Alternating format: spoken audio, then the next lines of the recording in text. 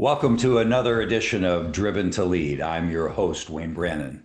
In this program, we explore the real stories from key executives to find the leadership lessons that drove their success, whether in good times or bad. We got a great program for you today, so let's make it happen.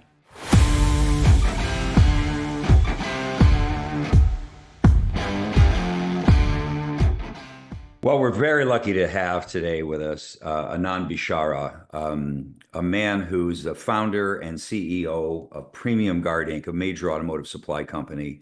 Anan, thanks for being with us today. Pleasure being with you, Wayne. Thank you for inviting me. Yeah, no, it's great. We love to hear stories about how people grow with a business or with the opportunities that present themselves in the marketplace. And it seems like you have a great story in this filtration business. Tell us a little bit about how you got started. I think it was 29 years ago. Is that right? Yeah, almost getting approaching 30 years. So next year we'll be celebrating our 30th anniversary. So it's really exciting. Um, Frankly, it wasn't in the cards. I wasn't planning to start a new business when I first came to the US. I was fortunate enough. I worked in Tel Aviv in Israel with an ad agency where which is Publicis, a global agency. I had a great position, climbing up the ranking before I hit 28 years old. And the focus that I was dealing with is mostly strategic planning around private labels. Mhm. Was fortunate enough to secure a Fulbright scholarship. So it was really a tough decision. I had good career. My wife had a great job, and uprooting yourself and moving to a whole new country. You don't know many people in Yeah. it, and being a total foreigner in here with less financial security. We had two kids. My daughter was 3 years old. My son was 1 year old, and was really scary. Although Fulbright is quite a prestigious scholarship and fully paid, but still going from a decent salary going to a monthly allowance of $1,300 Yeah. wasn't to support a family wasn't as generous as you would think. $1,500 went farther back then than it does today. Yeah, exactly. So was really exciting. But yeah, we made a decision and moved here to do my MBA. And the plan Mhm. was to finish my MBA in 2 years at George Washington in DC. And the plan was to finish the MBA and go back to my job for the next position up. I mean, my Right. career was in a great trajectory. Um, and being in school, as I mentioned, $1,300 wasn't a lot. So trying to make ends meet, my wife and I, and tried to help. I knew a friend back then who was involved in the automotive, but ended up losing his business. I was trying to help him get back on track. And that's when I realized the strength and the vastness of the automotive aftermarket. And that's where, we decided to form a partnership and start a company.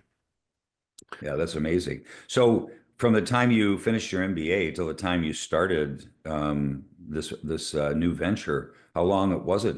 Did you do anything else in between that time, or you literally just moved right into it instead of Yeah. going back to Israel? Actually started the company while in the first year in graduate school, and that's where we started the company. Uh, Fantastic. but yeah, finished run the company for the startup back then for 2 years, and still back then we decided that we want to go back to Israel. We be with family and friends, Mhm. while my partner continues to run the company here. So I went back to Israel for a couple of years where I had another startup. But was we established the first back then was the golden era, I would call it, in the Middle East, where there was a lot of talks about peace and prosperity. So I was able to form actually one of the few joint ventures back then with the Egyptian telecom company, the Israeli telecom company, and myself. And we established basically this is an upstart for well, you could call it for peace, but in reality it was a viable business and was growing. Mhm. But then in 2001, with the bubble burst in the stock market Right. and Right. funds has dried up for startup, that's when we lost the business and decided to shut it down. And came back to New York, and that's where we started to focus on the automotive aftermarket. And So that that turned out to be a defining moment for you, given that the internet crisis, the 2000 bubble breaking was really a defining moment that sent you back to what you'd started when you were in graduate school. Yeah, absolutely. Was it defining as much as it was really scary to see that you have you're basically, I want to say, my second startup, but in reality, that's I Mhm. put everything that I have in that startup. Mhm. The promise of the internet, the growth was quite appealing, and definitely had a lot of personal interest in that as well. But that was, as you said, defining moment when you see, everything is evaporates and you left with nothing basically. You shut it down, and that's where we decided to go back and really focus on the automotive aftermarket, and try to combine all the experience that you have. Those experiences, as much as they are painful, they shape who you are and what are the things that you should be focused on the next start. And that's exactly what we did. Well, it sounds like the thing that sparked your passion for the automotive business was necessity as much as anything else. Then sometimes it's a very good motivator. Exactly. And Yeah. then this is why, if you go back to the early days of the internet, everybody was measuring eyeballs and then looking at what can, some values that you can add for customers to keep in hanging in your website and spend more time and more traffic. Right. But was less attention. What is your revenue model? How do you survive? How do you, earn your living from that Right. website? Beside, valuing on the number of eyeballs that you get in the website. So that by itself really was, as much as it was painful, was defining in the sense, um, it is really important when you build a company that where you have the blend of both. You need to have value. That's when you always ask yourself, what is the value you're creating for your customers, your stakeholders, your customers, your employees, and what is your revenue model? How do you ensure that you're profitable? So it's not a charity business. You need to be profitable. You need to Right. support your team, your stakeholder, and support your growth too. So having that experience of how do you blend in the highest possible value you can deliver to your customers and your stakeholders, along with a valid, strong, viable business model that build on resilience. And this is one of the key things you start thinking about throughout your career. How do you establish a business that will be able to withstand all the shocks that any business could encounter and be resilient on the long term? So Mhm. business resilience has been a key focus for us, along with other things that we did throughout the years. That's fantastic. Well, that's already a good start to our discussion today. So, here at Driven to Lead, what we focus on are the key stories for key executives like yourself, who have had a journey to overcome a hurdle or had a journey to grow your business. And certainly you've had both along the way. And I love the way you're setting it up with the kind of the resilience that you planted early on, and you'd seen another business fail. So you knew you had to have a revenue model and a business model that worked.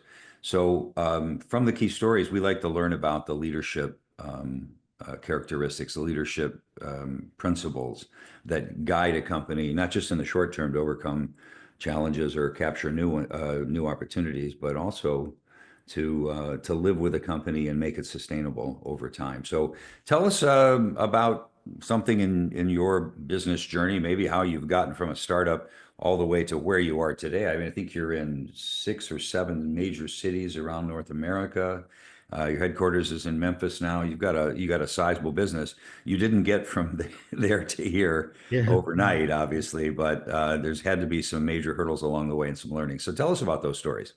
Yeah, no, definitely. PGI today is the third largest automotive filtration company in North America. In Mexico, the US, and Canada, our market share approaching 30%. Yeah, a lot of that was really hard work. But, the start of everything, that's, finding the passions, finding the things that you really enjoy, have passion for. And this is, automotive has always been my passion, still do, working on your Hmm. cars and, finding cars that you enjoy driving and working on.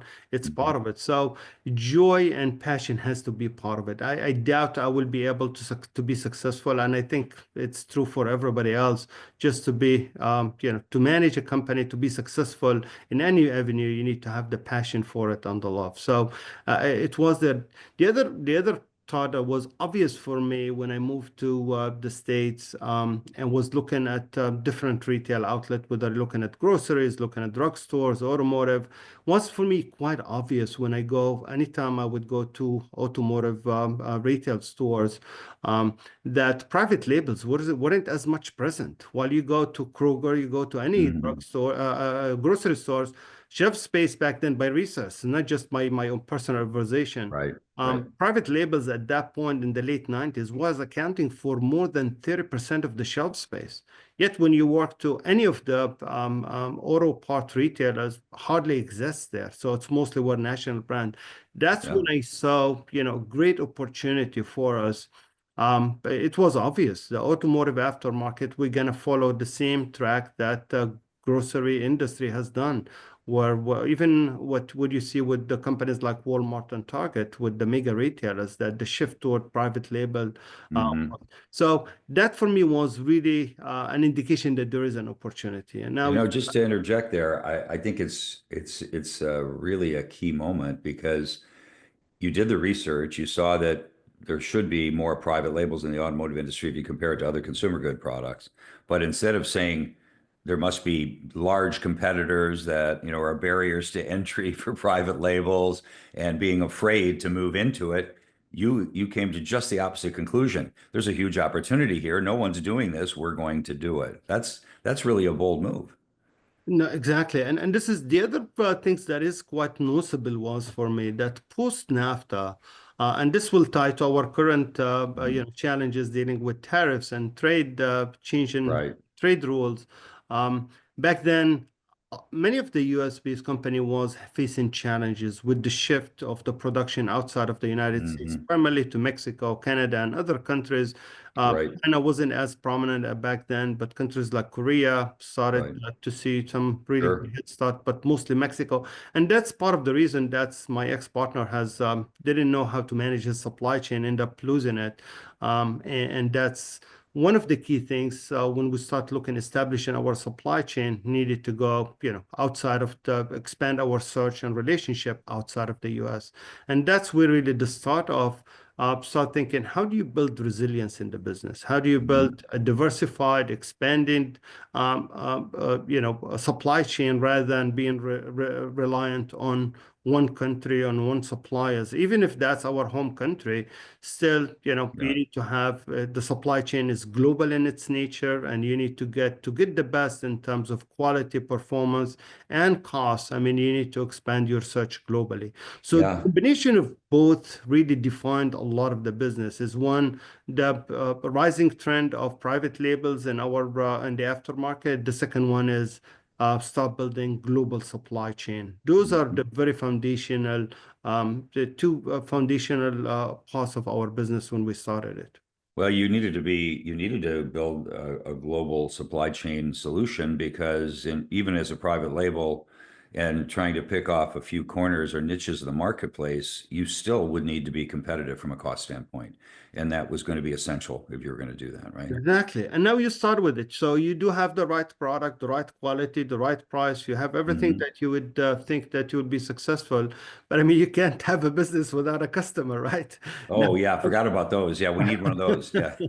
now that comes, how do you earn trust of customers? You're largely unknown. Nobody heard of my name or the company's name. And, Hmm. sometimes when we do cold calls and who is this guy with a weird accent now trying to sell us a product that actually product that has really large visibility and large liability.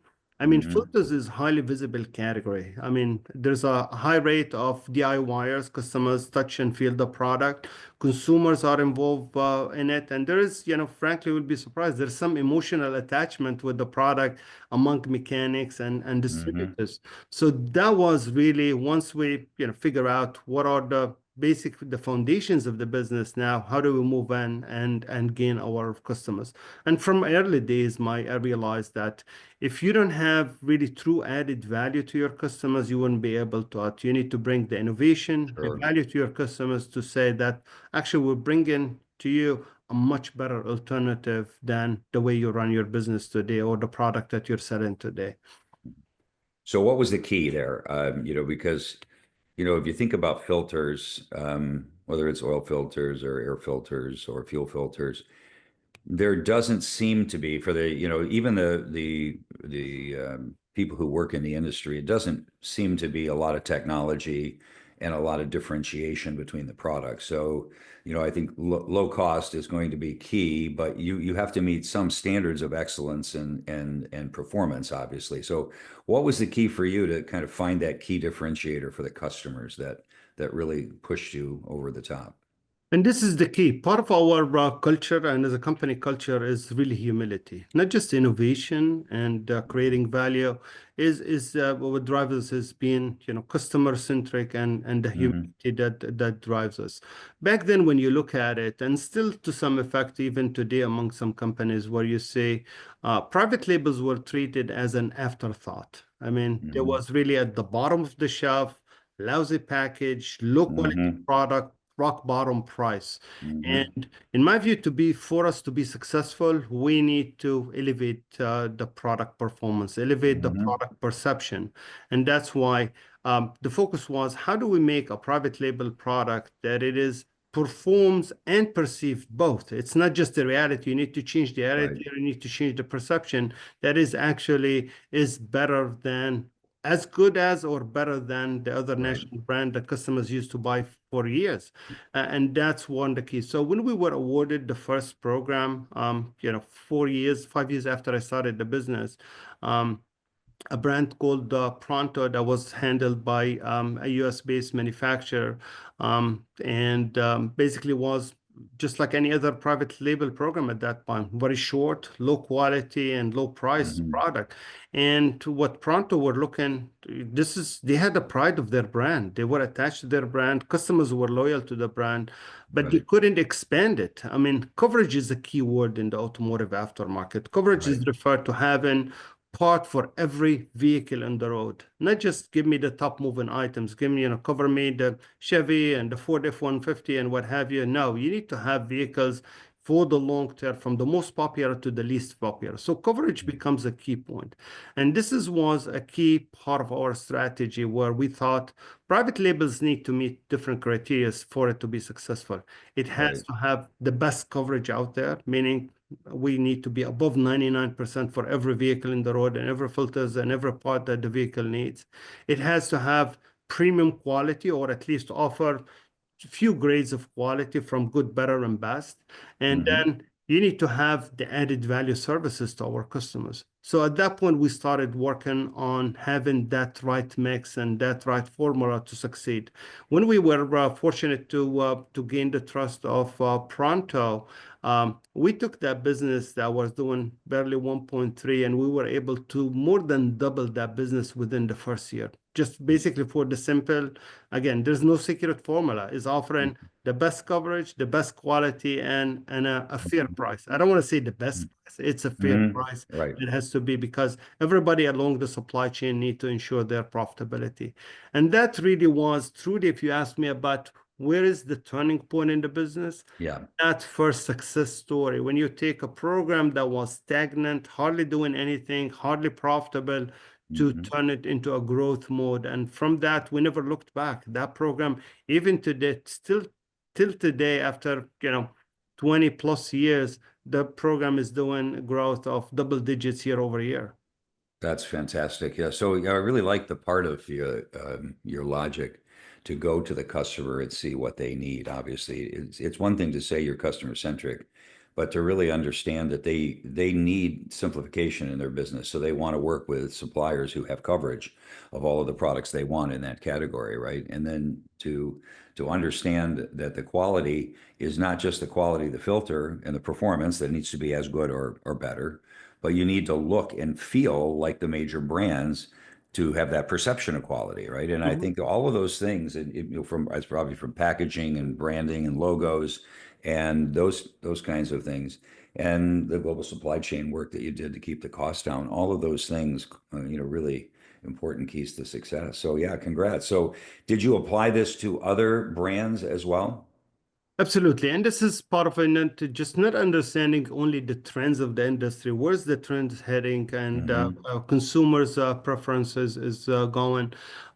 Also understanding the industry, the structure of it, and this is where so we established really success, and that's there are three major segments, and actually you can say four major segments in our industry. That's Right. what we call the traditional market, the warehouse distributors around the country that service in a state, tri-state, or a certain geographic area. And then Yeah. there is the retailers that we know, all the five major retailers like AutoZone, O'Reilly, and Napa and Advance Auto. Walmart plays a bit in the space as well. Hmm.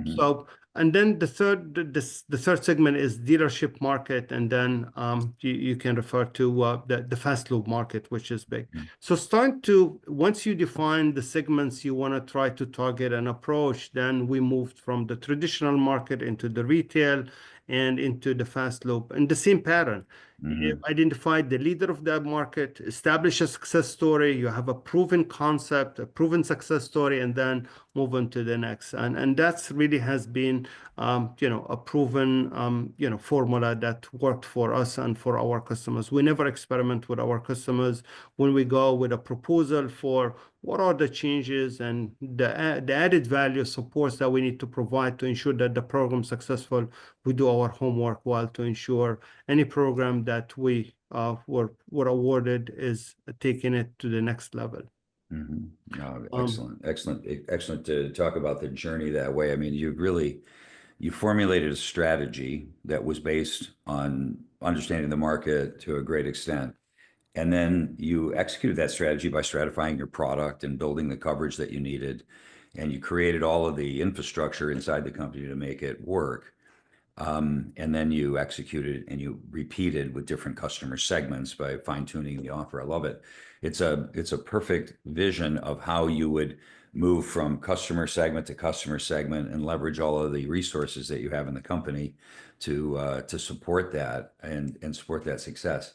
So let me just turn the tables on you a little bit. Along the way, what about Anan? What about your approach to leading the business? What about the way, I mean, as you grew and you have multiple facilities and hundreds of people, and now you have to scale the business in terms of a leadership team as well, because you can't do everything yourself. I'm sure in the early days it was you and your partner, and maybe your wife kicking in from time to time.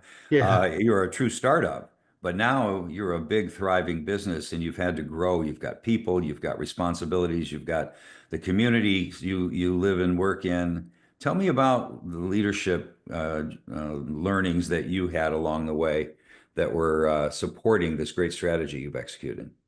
Actually, this is the hardest part of starting a company. How when you started doing it all by yourself, from starting from sweeping Yeah. the floor all the way to Mhm. selling product and doing the Yeah. engineering part and doing the catalog, every part of the business you were, involved in it, hands-on, involved. Even when we start hiring, people and teammates and start building the team, that was the biggest challenge. How you take your business from startup mode into more maturity and establish a process and establish teams. Mhm. Um, Along with that, finding that right balance between, delegating and micromanaging. And micromanagement has been enlarged, being used as frowned upon, word and as a negative Mhm. connotation.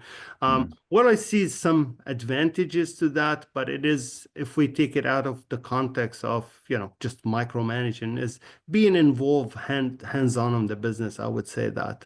And early on in my career, we having one meeting, we're discussing a strategy for one customer or another, and one of my colleagues told me, she said to me, you don't like to get your hands dirty. And when she Mhm. said that, it was like a train hits you, because Yeah. that's totally different the way you perceive yourself.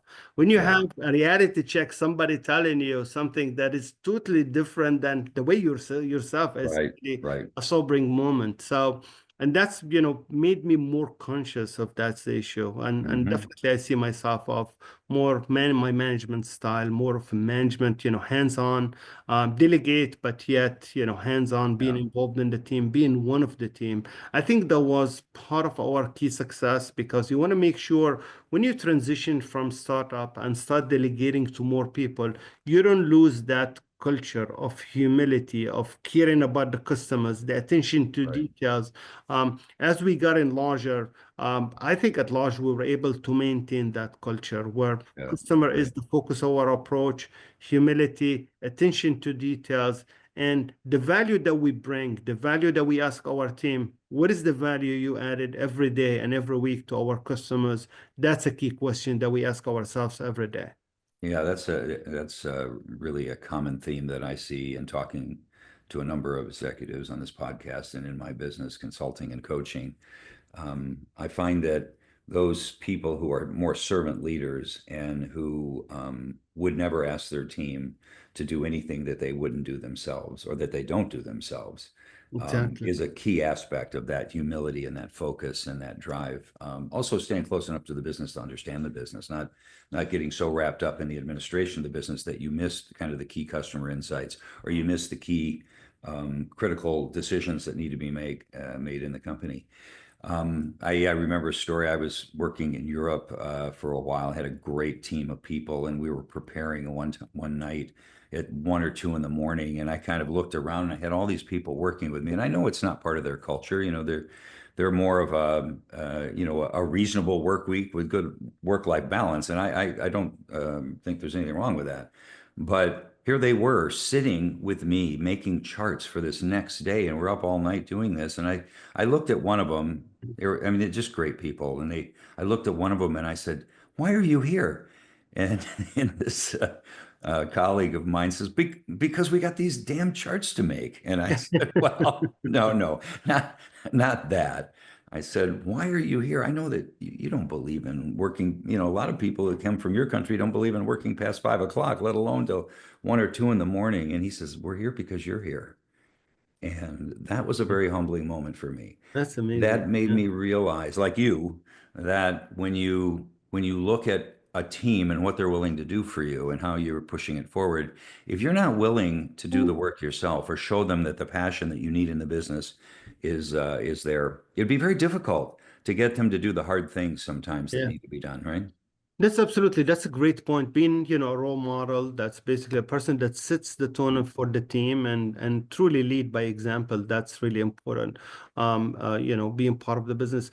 Along with that, when you do stuff yourself as well, from start to finish, that allows you to understand the challenges that your team will have in executing a certain task or executing Hmm. a certain plan. Because you've Right. done it yourself, you know where are the pitfalls, we know where are the challenges, where are the tough things, and it makes you more appreciative of Sure. the challenges that your team. So Right. that sense of empathy and been there, done that, makes you definitely a better leader, because that's, I think, Yeah. many leaders would feel in that area is basically understanding the challenges that your teammate will have. Having that, you want to call it empathy, I think maybe the right word for it, but this is really makes a big difference in your relationship with your team.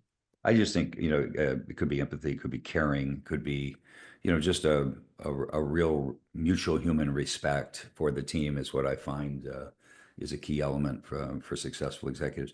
Hey, let's turn the tables a little bit here. So you've got some challenges coming up. I think a longer term challenge would be the EV market. Now, maybe for your business, for PGI, it's probably good that the EV market hasn't taken off. I don't know what percentage of your business is filters, for ICE vehicles, so filters, oil filters, engineer filters, but I expect it's a pretty significant amount. I mean, obviously, air cabin filters and those kinds of things will still be a part of the equation with EVs. What are you thinking about? I don't want to put you on the spot, but what are you thinking about in terms of how you meet that challenge once the EV market does begin to grow at a more significant rate? Yeah, it is, one of those things, you plan for the worst and you hope for the best. And this is Hmm. part of our hope basically was that the EV market would decelerate in the US and North America in general. And we see that happening. You see Hmm. deceleration of the EV growth. and we see growth on hybrids. In Hmm. our view, it's now becoming more and more evident that hybrids will be the future as opposed to pure electric. Plug-in hybrids will be. But as I said, this is you can't base your strategy on hope. So this is Right. the bright side where we see the trends in the industry, and both in the US and in Europe as well. Cost of ownership of EV, whether that will be in insurance and repairs, proven to be higher than ICE, and that's part of it where consumers preferring to go with hybrid, where you Hmm. get actually the best of both. But regardless of this, we're working on further diversity of as you said, filters probably. Close over 80% of our business is goes to ICE today, and Hmm. that's we're looking for further diversification. We started last year, and we're reinvesting more resources on this is the home air filters. So see ourselves as a Hmm. operation company, and the home air filters is here to stay and continue to expand. So we're investing heavily in the home air filters market, which we have the know-how and the technology. I think we're bringing into that market technology that it is superior in its performance that gives the Hmm. customers the flow and the capacity that they will need for their home air filters. So this is one segment that definitely we're investing more on. The other one is the heavy duty market. So Hmm. far, our share of the heavy duty market has been small, and we launched our heavy duty program last February, and we're pushing further to have the best coverage in the market. I wouldn't say today we have the best coverage. We have close to about 95%, approaching 96%. So heavy duty poses a great opportunity. We don't see whether when I say heavy duty, it's both industrial Right. and on road. That's a market that we don't see the shift happening to EV. It could be here and there some smaller truck class 5 or 6 for local deliveries, but all in all, the industrial heavy duty market, it's here to stay when as Yeah. it relates to ICE, and that would be a big opportunity for us.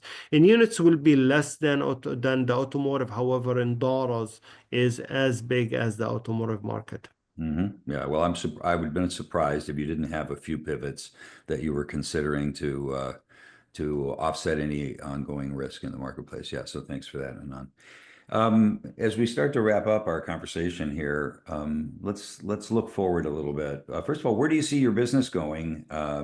Just size-wise, growth-wise. I can't imagine that you're not planning to continue to grow it, regardless Yeah, of what no, happens in the market. definitely. We've been growing double digits year over year for the last 10 years, and our plan to continue that same growth. A lot of our growth is basically driven by two things. When I looking at the growth is some, sales dollars growth coming Hmm. from offering premium, and that's where we've been very successful over the last 10 years, offering our customers premium lines of product that exceeds any other product out there, whether you're offering the full synthetic oil filters or premium line of cabin filters or home air filters or Hmm. premium line of engine air filters. Yeah. So continue offering to premium and customers as vehicles aging more, and average vehicle age in the States now is over 13.4 years, and we expect that trend to continue. People will be willing to spend an extra dollar to get premium line of filters to protect their vehicles, and we see that prominent across the board. So pushing toward premium will be key driver of our growth. And the other initiatives that I mentioned to you has to do with the home air filters and heavy duty. We see a lot of growth coming from that those two segments as well.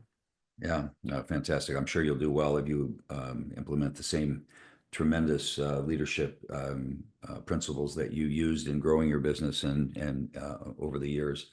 If I look back on what you told us just as a summary, you talked about the importance of understanding where the customer value was, putting together revenue business models that work, um, doing things like that are hard, like working the global supply chain when necessary, doing the customer analytics, the detail to understand what gaps there are in the marketplace, and then learning how to fill those gaps. But most of all, having a level of humility and passion for your business and getting involved day to day and being a big part of it. So really appreciate all of that input that you gave us. Those are great stories around a great business, and congratulations on a really great business that you have. And on so if I ask you, was if there was one thing that you might want to advise your younger self of, let's rewind to 2002, 2003, when you just returned to the States and you're putting everything into this new automotive business.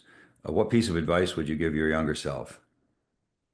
Trust your instincts. I mean, I had a lot of doubt about my instinct early on when we started the business. And then year after year, you see that you should have Mm-hmm. trusted yourself more. I mean, the more you trust, the more confident you are, not just in yourself, it's confident in managing the team, making the right Mm-hmm. decisions. So, trusting your instincts will be key. If you're, a naturally born leader, obviously you can shape leader, you can coach him, but there you need to have those basic instincts. I think you need to start trusting your instincts. That's will be key. Not to doubt yourself early on. I think although we grew at a fast pace. I think we could have grown even faster if you trusted Really? you trusted myself early on much more. Well, some people say they're just lucky, but and they have good insights, but I think it's because they work hard at it. I think Yeah. you applied, some really solid principles about what works in business, and you worked hard to execute it.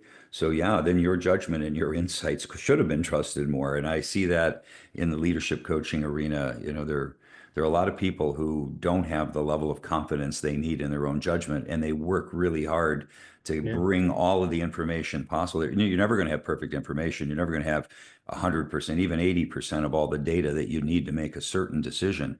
But you got to be willing to believe that you're in a good position and move forward with it. So, hey, congrats on that. Last question. You and I are sitting in the woods in a beautiful cabin, the sun's setting, the temperature's perfect. Maybe we have our favorite beverage. 20 years from now, okay, I'll be really old, but let's say 20 years from now, we're looking out over the lake in front of us, and we're telling each other what we're most proud of. What will you be most proud of relative to your business in your life? It's the creation act. This is the most satisfying things that you built something, you created something, that it is, make sure that this, company, venture, whatever it is you refer to it, the Hmm. building, the action of building, it's so rewarding, and make sure that it's resilient, it's sustainable, and continue to outlive you and continue to grow and flourish. That's probably the most satisfying thing. I mean, and I keep saying I said the same thing I tell my kids. It doesn't matter. I mean, you could be in auto parts, could be in fashion, could be in consultancy, whatever you do, as long as you have passion and you get that sense of satisfaction of building something, it's enormously rewarding. Yeah, I agree wholeheartedly. It's been fantastic to have this discussion with you today, Anan. Wish you great continued success in your business, and thanks again for being on with us. Thank you so much, Wayne. Appreciate the time. Thank you for having me.